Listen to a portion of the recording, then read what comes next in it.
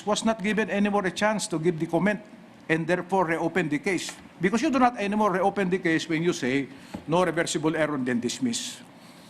Then I came out with a simple resolution. I brought it to the NBank. This is unfair to government officials. Why? The only forum where a convicted accused in Sandigan Bayan, where he could go to question the decision, is sa Supreme Court lang eh.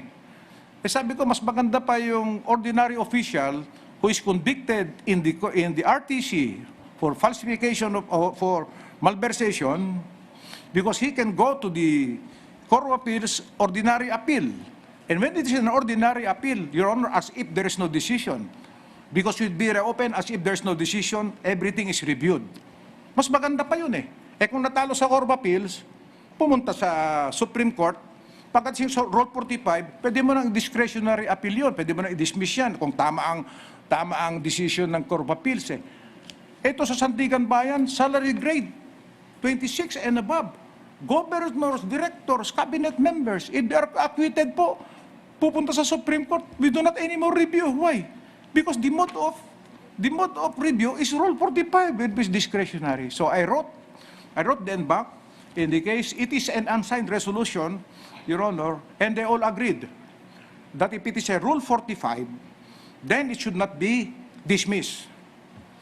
And then when I was appointed as chair of the committee that reviewed the internal rules of Sandigan Bayan, I made it a point that the mode of appeal in case of conviction, decision of the Sandigan Bayan in its original jurisdiction, then it should be by ordinary appeal. However, decisions of the Sandigan Bayan in the exercise of appellate jurisdiction, then the mode of appeal that will go to the Supreme Court should be Rule 45. And that's what they've been doing. We implemented the rules of the Sandigan Bayan last January, Your Honor. So, ang possibility na ngayon, kung ordinary appeal, open. At least the convicted official will have all the chance to ventilate his side that he is actually innocent. I-review mo na lahat yun eh. As if there is no more decision eh. I think it is a simple resolution. And I think, Your Honor, that is one of the important things that I did sa Supreme Court. I was able to convince the NBank. There were some apprehensions. Kaya I convinced Chief Justice Tess de Castro that if you want to leave this court, your retirement, you see to it that the internal rules of the Sandigan Bayan will be approved by the NBank before you retire, which we did. Yan sa tingin ko, one of the things that I did now, sa tingin ko, it's a simple resolution, but it has a great impact, Your Honor. Should you be appointed as the Supreme Court Justice, Chief Justice, you will automatically be the chairman of the JBC. Yes. Yes. Do you have any reforms in mind regarding JBC? Well, I told the honorable members a while ago, Your Honor, that you are overburdened with so many applicants. So what do you need? Actually, that you have to increase the number of personnel dito sa front lines, sa screening committee, then in the office of Attorney Capacite. You have to increase your personnel.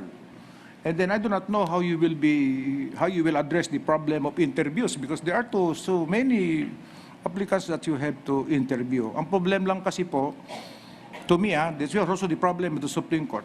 If we want to add employees, permanent, ilalagay mo sa plantilla po, mahirap kumuha ng plantilla sa Baraden. So what we have been doing sa Supreme Court, I think we can apply. In the meantime, we can employ contractual or casual employees. I hope there will be takers, although contractual or casual employees. And then ito lang po ang suggestion ko para sa interview di po mahirap. I do not know if this is what you have been doing, because why not require na lang yung staff po ninyo to make a summary of the applicant. Kasi pag ako mismo, when I received your confidential documents for an applicant sa justice, ganun kakapal ang binibigay nyo sa amin isa-isa Ang sinasuggest ko lang, We do not want to hide anything. Yeah, but what I'm saying, Your Honor, ito sa RTC, bakit na lang gumawa na lang ng summary? Yung mga TAP has been summary. doing that. And then, but if you believe that wala naman problema yon, wag nang interviewin, especially kung first level court pupunta sa second level court or lateral. Di kung makita nila na wala masyadong problema, makikita mo naman how long has been there, ilan ang docket niya, nandun na lahat eh. Kasi I know you have a hard time interviewing eh. Oo. Aside from that, what provision in the rules do you want to tweak or improve on? Well, the last time that I read your rules is when I sat as chairman of the chairman of the JBC when we interviewed the applicants for a Chief Justice in 2012. Meron nagkakaroon ng konting amendments, and I was briefed by then Justice Hermosissima. I think he was in charge of the Security Committee. And then thereafter, there were several amendments during the time of, I think, Chief Justice Sereno. No? So I will have to read again the rules, Your Honor, and then I'll ask you. Anyway, any suggestion that I want to suggest will be brought to you for approval, because as I said, if I will become a Supreme Court and then I will have JBC, I come from a different world and I will be going to a different world, so I have to listen from you. Yeah. Justice, my time is up. I have several questions, but I'll just give you this opportunity to say something which was not covered, which you want to say. Well, Your Honor, I'm not comparing myself with the others, because the other three are also qualified, Your Honor.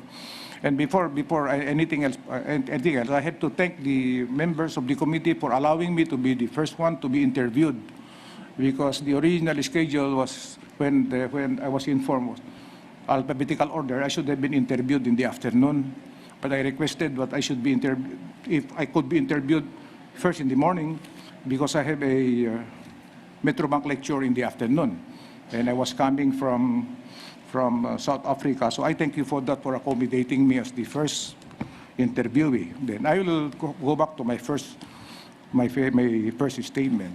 I'm not saying I'm not competing with the other applicants. They may also be qualified, Your Honor. We have our own qualities, Your Honor. I have my own qualities. Your Honor. It's up to you to judge us. But what I can only say, Your Honor, sometimes sentimental ako eh. I'm sentimental, you know. If I remember what I have experienced since I started working, Your Honor, pahirap eh. And I think I deserve to be Chief Justice, because I worked all these years. I worked very hard all these years. I'm not a top-notch yet. I'm not an honor student.